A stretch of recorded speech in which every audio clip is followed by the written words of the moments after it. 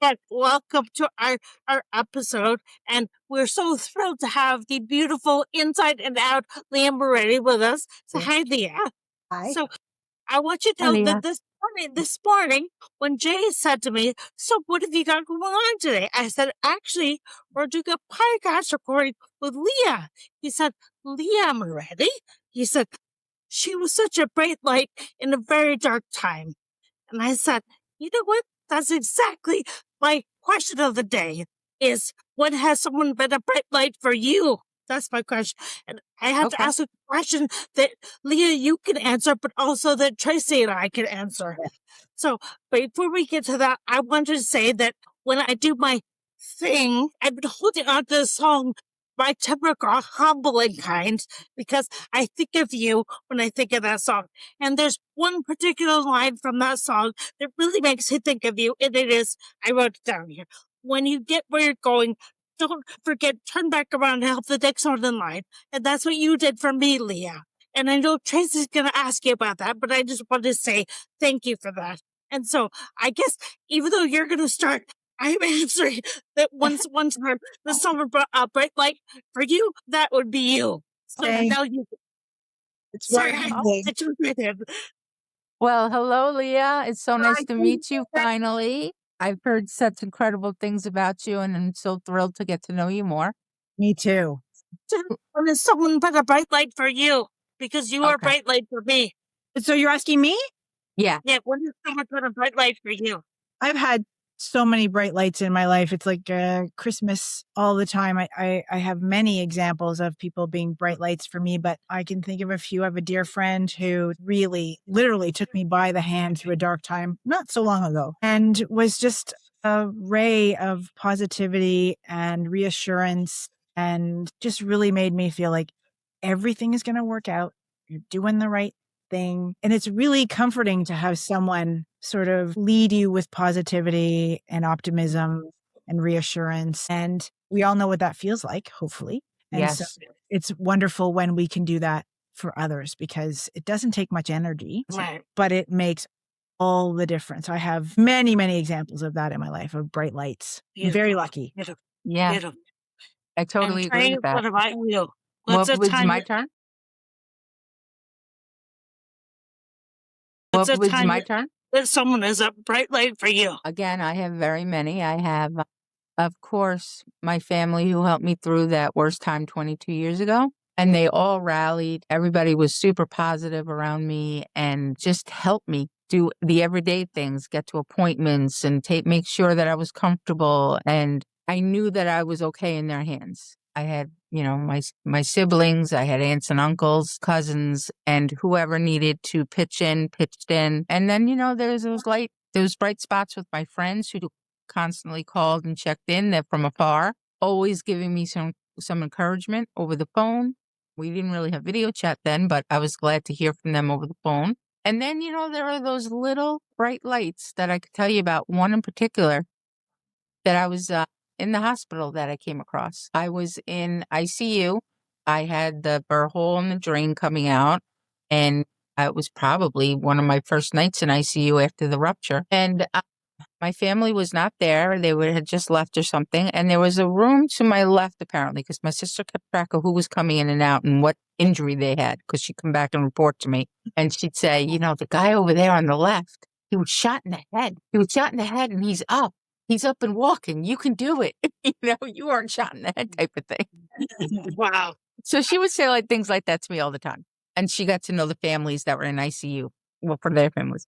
Well, nobody was there. It was quiet. It was just me. And a woman comes to my doorway, and I think she was a Hispanic woman. And she says, Mrs., I want to tell you, you have so many angels circling around you right now. I see them. You have so many angels. And I just got a shiver in a good way because I knew that was my mom. That was my grandma, both grandmothers, my grandfathers, who were watching. And my mom was a nurse. And, I knew that she wasn't there with me physically, but I knew they had me. And I knew I was going to be okay. It never crossed my mind that I was going to not make it. So that beyond family and friends, that was my bright light. I vividly remember that. That's a pretty damn bright light. Yeah, it was. I still imagine those angels around over my head. Wow. Wow. Yeah. So what about you, Bren? So that's why in all my rambling at the beginning, my bright light was Leah. So, and I will let you, Tracy, because I know you probably want to hear this part of the story from Leah, but Right. Leah and Carla were my bright lights. So I will, Oh, hold on. okay. So Leah will go more in depth, huh? That's a good idea. Would be No happy. pressure. No No pressure. pressure. You just tell me how it came to be that how you came across each other and became Well, friends. well, my involvement with the neurological hospital started when I also had an aneurysm in 2011. Wow. I was working out with my trainer, doing push-ups, Oh and boy. oh, feels so good. And then I woke up strapped in a stretcher. Never been in a hospital before. I've never really been sick before. I've been very fortunate. Never. Wow. And I woke up in this stretcher strapped in. My leg was tingly, and I could see my trainer in the corner with big eyes. Oh my gosh. Poor guy. He's a young guy, and I collapsed and had a seizure. And so by the time I woke up, I was in the stretcher. And of course, me being me saying, "Get me off of this thing. I have to finish my workout." Yeah. They said, "No, no, no." So That's what was like me. my lovely trainer gets in the ambulance with me, and off we go to the hospital. And I had a fairly good experience. They scanned me and sort of determined quickly that I had a bleed and transferred me to the appropriate hospital. And they repaired me and Mhm. sent me home. I had a sleeve put in, a stent, and off I went. I went back home. So that was November.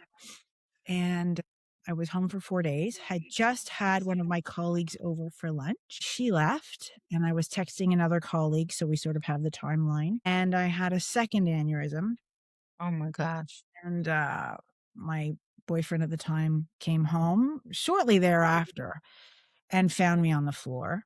I had been drying dishes, and so that was pretty catastrophic. So it turns out that I had two. I had like an Yeah. Of course, when you have the first bleed, they can't really see what's in the Mhm. blood. So I had a second one. That was pretty catastrophic. Back to the neuro I go, and that was a 12-hour Surgery. let me call the Oh family. wow. Good. And so family and friends came, and here I am. Wow. God Yeah. bless. So I had been in the hospital for quite a long time and had fantastic care and was young and was fairly fit and got really lucky. And so I was released within about 6 months. I remember looking at the paper that the doctor had signed and that I was going to be off of work for at least 6 months, but all I saw was the 6 months. And I started a gradual back to work 6 months later. My God. And was very challenging. Worked my way back up to full time. That was very, Wow. very, very difficult. Can I ask you quickly? Your bleeds, obviously hemorrhagic stroke. Were you clipped? They did a craniotomy to clip the aneurysm to stop the Yes. bleeding? Yeah. Okay. So an aneurysm leads to a stroke, right? Right. So, The rupture, yeah. so now I've had a stent, I've had a clipping, and I've had a coiling. Oh, you do have a coiling too. So there were 3, and that's how they treated all 3? That's how the second one was a coiling and a clip. And a clip. Oh, okay. Well, Yeah. So that was quite a bad that's an one. ordeal. That's an ordeal. It was. And so, but we all sort of come out of those things differently. And I was absolutely determined not to be seen as sick, Yeah. man, or Same here. poised in any way. And so, Mhm. gone back to normal as quick as possible, which I would encourage others maybe not to do. Yeah. Brenda and I have had many conversations about this, that our bodies are incredible. Our doctors are incredible. Medical teams are amazing, but we need to honor our bodies and give it the time and the energy and the rest that it needs to heal so it can continue to service us for many years to come. So, Yeah. but I didn't know what I didn't know. Yeah. Well, what type of work were you doing that you went back to? I'm a marketer. So Okay. development, and it entails a lot of juggling. There's lots of things going on, which is, what you need high energy for, which is what I loved. Lots of travel and A lot of it, multitasking and was very, very, very challenging. Deadlines and all kinds of things, right? Yes, lots of pressure, but I thought I could do, mind over matter. I can do this. Yeah, you could do it. We can all do everything. Yeah. Yeah. Could not. So, and then after about 3 or 4 years of that, I was really not feeling well, went back to my doctor and said, I am so foggy. I'm so dizzy. And he said, well, let's do a scan. So we did a scan and I had developed hydrocephalus as a result of those brain Yeah. bleeds. And I Yeah. said, oh, so how do we fix that? And he said, well, you need a shunt. And I said, besides that, Brain surgery. what can we do? He said, that's pretty much the Let's do it. So I thought, well, I'm not, I just sort of recovered from these other two. Yeah. Don't So open me up again. I waited until, and I want to talk to you guys more about this later, but there was no one to talk to. No. There was no one to say, have you had a shunt? Yeah. What was your experience like? And would you do it again? What can Yeah. you see that I should be sort of looking out for? How do I best recover from that? What do you recommend? There was nobody. So I What had to to expect. Yeah, what to expect. And what You are know? and what are the pros and cons, and did it work? Did it fix your problem? Just a conversation. There was no one to talk to. And I asked the hospital if they could put me in touch with anyone that had had a shunt, and they said no, No. because there are privacy issues. And I said, Yeah, well, the HIPAA. Yep. just kind of ask somebody. Maybe somebody would be willing to talk to me. I'd be willing to talk Yeah. to someone, and Right. they refused that. So I think that's a real opportunity. Yeah. That's And what I'm trying to fill that gap. Yeah. Yeah, I've worked for a few years trying to fill that gap too, and it's not an easy gap to fill, but there are ways around it. And Yeah. so I waited until it wasn't really feasible to continue on the way I was going. It's And very dangerous. It's very dangerous not to get treated. Well, I needed to be at a place because I was putting myself back in there. It's one thing to Yeah. go into the hospital and have brain surgery under emergency circumstances. Right. What's happening. When you have to walk into a hospital knowing that they're going to drill into your head, Mm-hmm. I'm not so brave. So it was a big thing, but I finally had come to a point where the status quo was not a life. Yeah. I was Debilitating. to function. So that's when I knew, okay, I'm going to try it. And it worked out great. Okay. Well, there were a lot of adjustments. I shouldn't say that. There were a lot of adjustments. Mhm.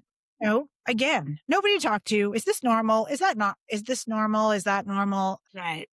So And it was difficult. So that's when at that time I resolved that if I ever get well enough, I'm going to find a way to be involved. To turn back around and help the next one in Yeah. line. Right. Yeah. And because our lived experiences are It's- very valuable, not Yeah. just to other people going through it, but also I think to the medical establishment. They Yes. are brilliant. They are devoted. We're so lucky to have our medical professionals, but they don't live with what we live with. Yeah. So there's a need. Yeah. We can Absolutely. share not only with others that are going through it, but with the medical community. I think there's a real gap. And so Definitely. I really have had the pleasure of working in different streams to do that. Oh, really? Can you tell us more about that? Where are you located, by the way? I'm in Montreal. Oh, you're in Montreal, Brenda. Okay. All right. That makes sense. So I started with the hospital on what they call a users committee. It's basically patients of the hospital network that want to be involved in helping the medical community to enhance the patient experience. I was involved on attend several meetings or sessions with a team of professionals who were working on various aspects of the experience on how to improve those experiences from a patient who had been in that hospital. So for example, there was one initiative where they wanted to reassess the discharge process, and they had their parameters and they had their procedures. And I sort of said, a lot of people in this particular hospital are nonverbal or have family to go to. What do you put those people in a taxi and Yeah. send? What happens? obviously they're much more compassionate than that, but just from a different perspective, because what they're trying to do is different than what we have to live. And I'm being discharged in hospital robes. I've seen it myself. That's not okay. So as a patient, you can be involved in that. I also, was involved in things like accessibility and parking for people at that particular neurological hospital, which happens to be located on a hill. It's so like great. Yeah, it's so like great. It's located on a hill. There's no real convenient parking. But we proposed that there be volunteers located at different entrances to be able to aid patients getting into the hospital to their appointments. Simple things. Yeah, just simple things. Simple things with appropriate signage and things like that, because it's, they're working so hard, but we're the patients and we experience those things in a different way. So you can get involved. But the best thing I did was visit patients at the bedside with my dog. Wow. And that's how you met Brenda? Yeah. That was a thrill. Hey, I think it would be great if we get you a picture of Carlo and you put it up on the video right now. You have it there? There's my Carlo. There's Carlo. Oh my gosh. So sweet. Poodle mix? No, he's a Havanese Bichon mix. Oh my God, adorable. He's Italian and he he's now passed on, but he's beautiful. So it was really, Brenda and I talk a lot about the blessings that come with what happened to us, because it wasn't anything that we could have done about it, but the blessings. And one of the blessings is I got to interact with people at the worst time of their lives, probably in a lot of cases. I got to see miracles. I got to see people. That's amazing. Again, there were so many occasions where little Carlo helped the medical staff. For example, one gentleman, when we go in, it's not about us. We don't talk about what happened to us. Right. It's not about us. It's about the patient. And the dog seems to facilitate communication, interaction in some way. We are not told, obviously, what the patient is suffering from. We go in, and there was one man who was in bed.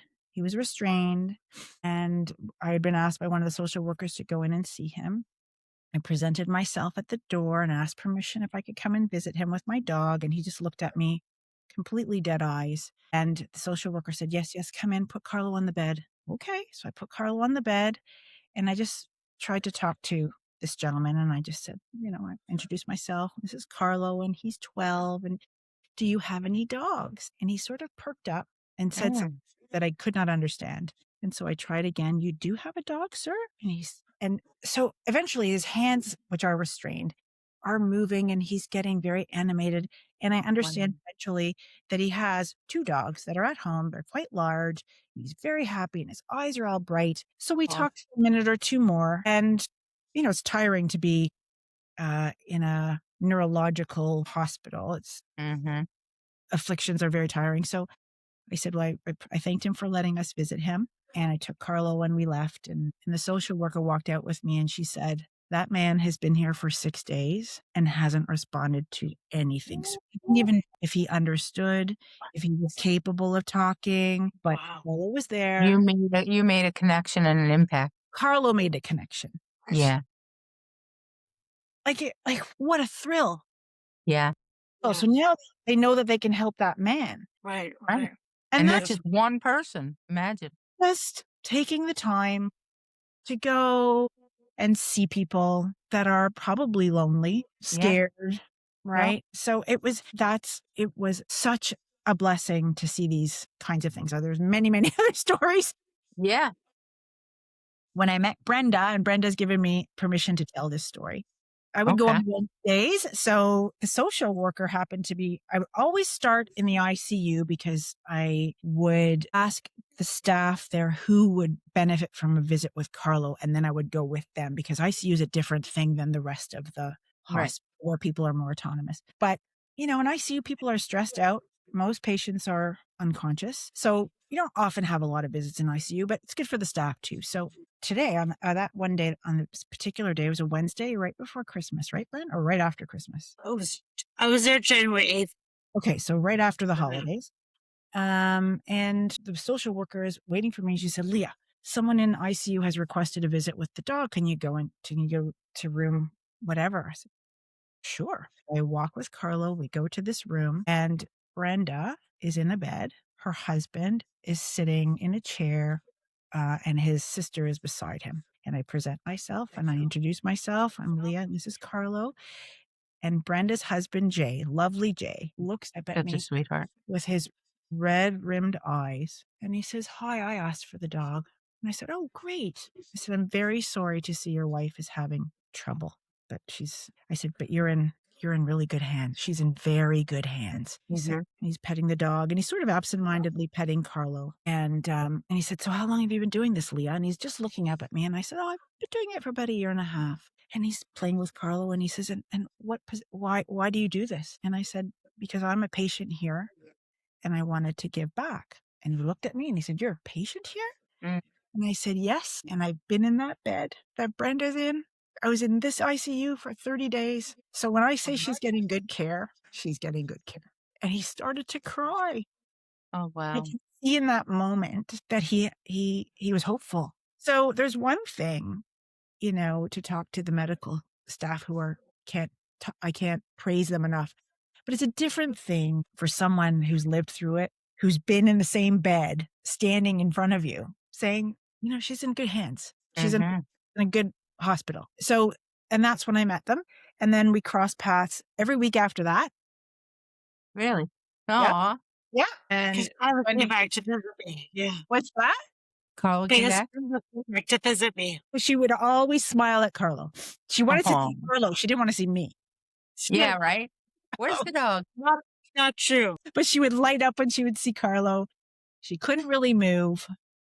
She couldn't talk at that time. If you could believe that. She couldn't talk, couldn't move, but she would always smile when Carlo was there. And Carlo would just... I can totally imagine it. That smile's always there. It comes through. Yeah. So I think it was about 6 weeks we visited.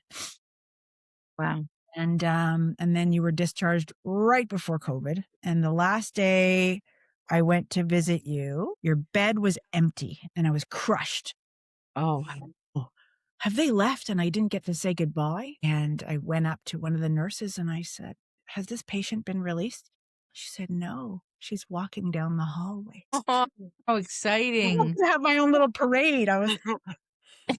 It was pretty exciting. Yeah, what a story. Yeah. I'm so That's beautiful. I've had these kinds of experiences, and now Brenda and I are friends. Jay and I are friends. It's really, wow. So I think that what you guys are doing is incredible. What really I missed, again, I'll repeat it, is that I didn't have anyone to talk to. I didn't have anyone to sort of banter with, or anyone that could really relate to me. Right. As I went through my things. And of course, you're focused on your recovery, but everyone else is living their lives as they should. Yes. So you're sort of in this vacuum, and you're very wonky. At least I was. I'll talk for myself. I was very wonky. I was too. I was too. No one tells you that. No one tells you that. I was fiercely independent before, and then I was like, what? My sister would say, I have to run out to the store. Where are you going? Why? I was afraid that something would happen while she was there. There were other people in the house, but I needed her. Oh boy. To feel safe. Yeah. Well, I had a different, somebody has played with your brain. You've had some blood in there, in my case. Yeah. Tons of drugs. Yes. But I'm talking to my mother, my poor mother, who was there for 6 weeks, like I'm talking to you today. And I'm saying, I've got to go pick up Cindy Crawford from the train station. Mom, you never listened to me. I went to high school with Cindy and she's coming to see me. And my mom, really? I said, yes, we have to go to the train station. Crazy. Yeah, it's totally out there. Yeah. And you can't even imagine. I asked one of the nurses if I could take my monkey for a walk. And she said, yeah, well, not too bad. I'll bring her right over. Like, she didn't even miss a beat. And I was like, okay. And off I went and totally forgot about it.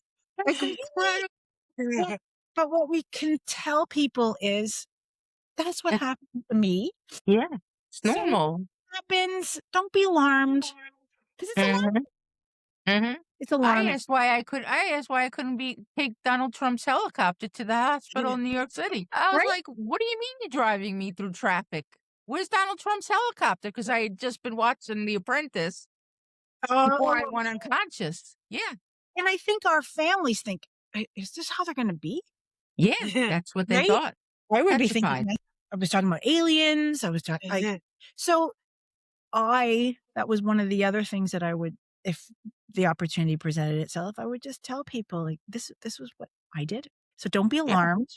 Mhm. Nobody tells you that. Nobody tells you that. Nobody tells you that. So it's all of these ways that we can maybe reassure or calm or even provide just some light entertainment for Yeah. families or caregivers or loved ones. Lighter side.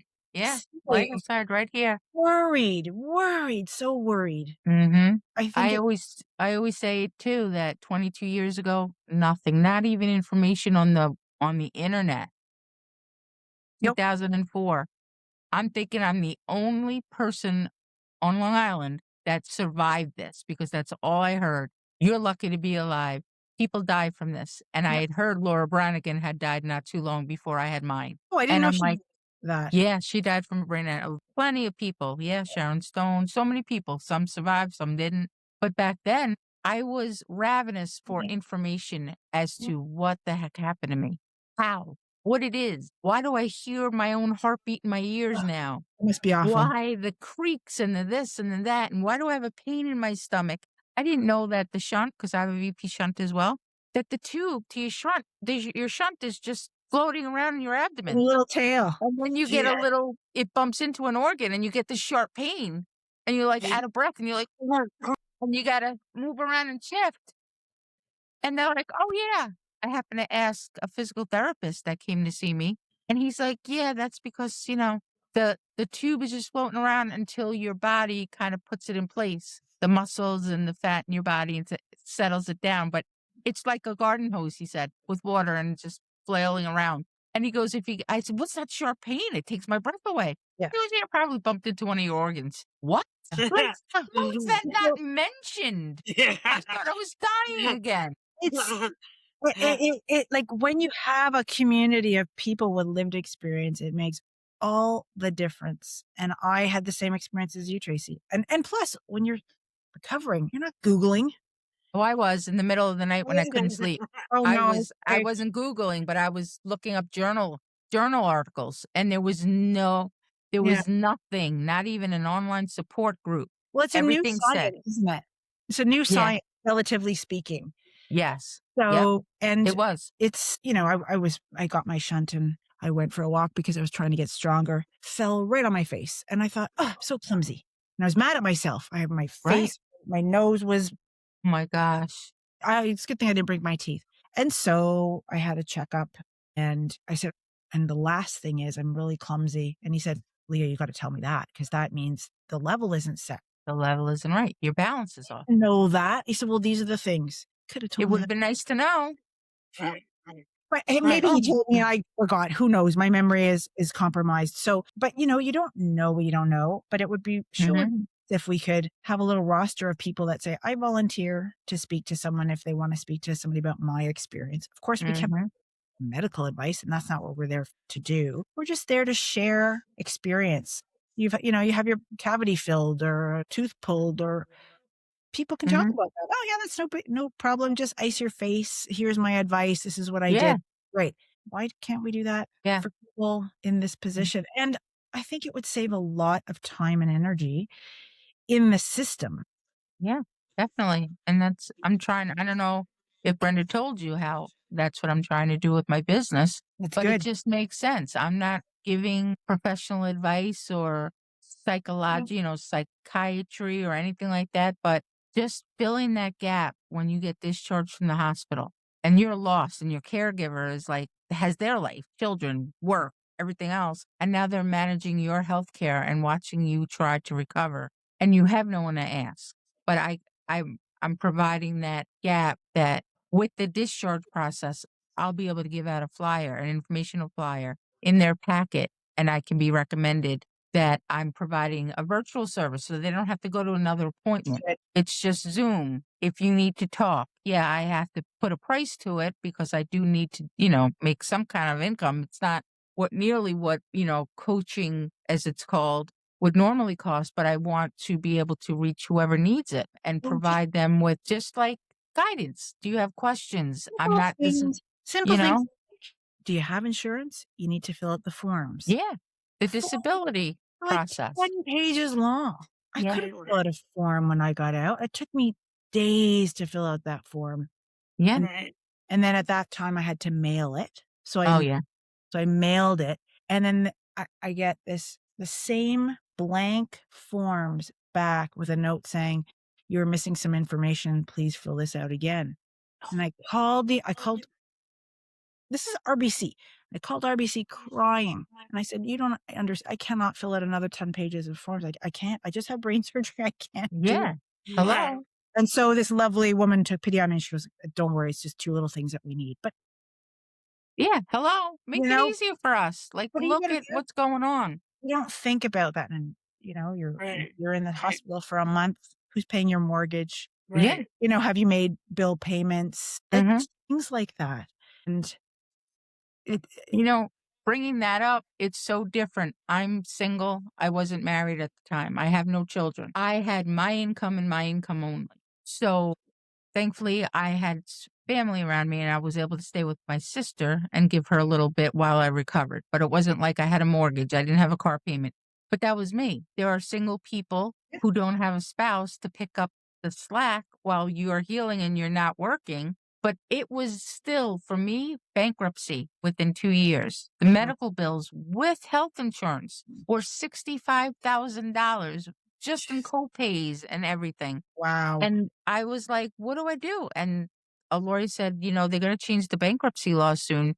Get in now, wipe it clean. So I went bankrupt in 2006. Wow. Just so I would get rid of the medical bills. Holy. Because having a ruptured aneurysm wasn't enough. Yeah. Right? At that time I had 3 surgeries. I had so many complications. I developed 7 blood clots in my legs. Now I have 4.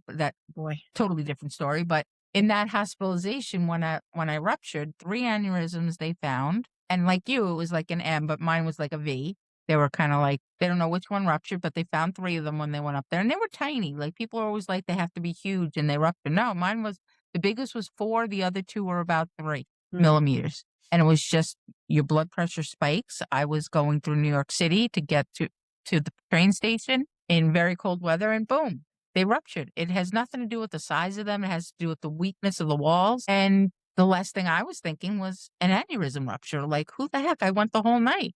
I thought I just had a bad headache, a migraine, until the next day when I went unconscious, had a seizure and went unconscious. And thank God my family was there. So, you look around and you're like, people, like you said, they're experiencing these things. They don't know what it's about. They don't have anyone to ask. I knew nobody that had gone through it. I know nobody publicly that had survived one. So, I'm searching in the middle of the night because I can't sleep. I would nap during the day and I would be up from midnight till 4 a.m. It's your sleep. Everything is out of whack. Yeah. My sister's panicking, calling the surgeon's office in New York City all the time because she had no one to ask. Like, why is she sleeping so much? What's wrong with her? And no one told her. That's part of the healing process. Your brain heals during sleep. 100%. Your brain needs the rest. You need to be extra tired for the rest of your life. Yeah. Then no one told me that. No, so it's funny. Leah, you probably don't remember this, but I will never forget a conversation you had with me. Obviously, at the point I think I was speaking, or I was at least here. I could have I was speaking, but you said to me, the fatigue is something like you've never experienced before. Never. And it stayed with me. It still stays with me because people don't understand. It's not the kind of tired that a good night's sleep can take care of. No. And my older son, Jacob, Tracy, Jacob, asked him once, Mom, do you wake up tired? I said, I've never been asked that question, but yes, I do. I wake up tired. And think about the spoon theory. I wake up with less spoons, and then I have to spend more to do the same things. Yes. Yeah. that I used to just do without thinking about. So Right. that was another bright light when you said that to me, because it made me feel like, okay, I'm going to feel this, but someone didn't say this to me with judgment or with cruelty. You said it with compassion, with understanding. And that made all the difference in the world. So thank you for that. Mhm. I'm so glad, because you have to give yourself permission to heal. You are a bit type A, I could probably guess. No, Brenda. I see you. I see myself in you, and we're not people that rest very well.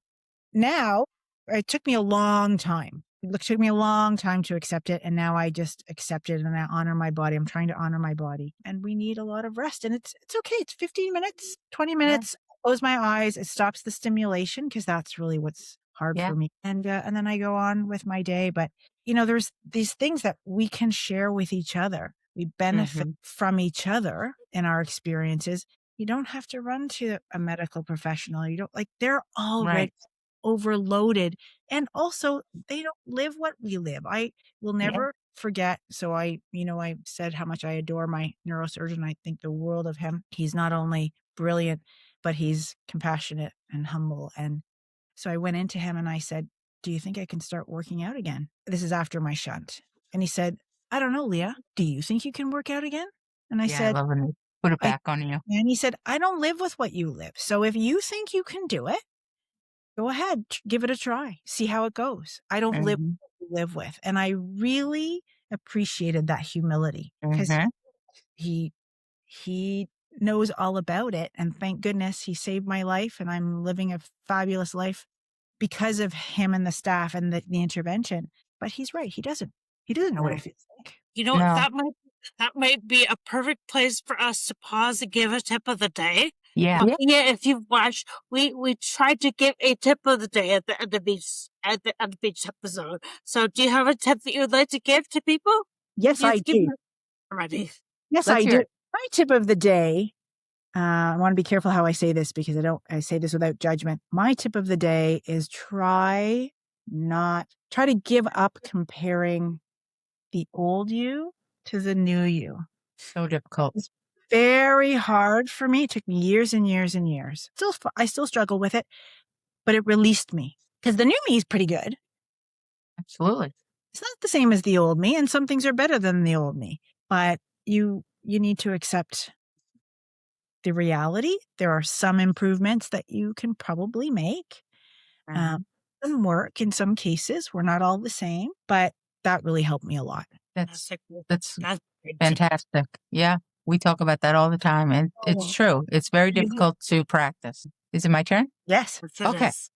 My tip of the day is to try to do what Leah is doing and giving back if you're able to in any small way, like joining a support group, even though you're not running it or leading it, just being there because your message may reach somebody else in the group inadvertently, not directly, but it may make them feel more at ease, open up more, feel a connection, and then maybe they will get some help through the group, whether it's at your local hospital.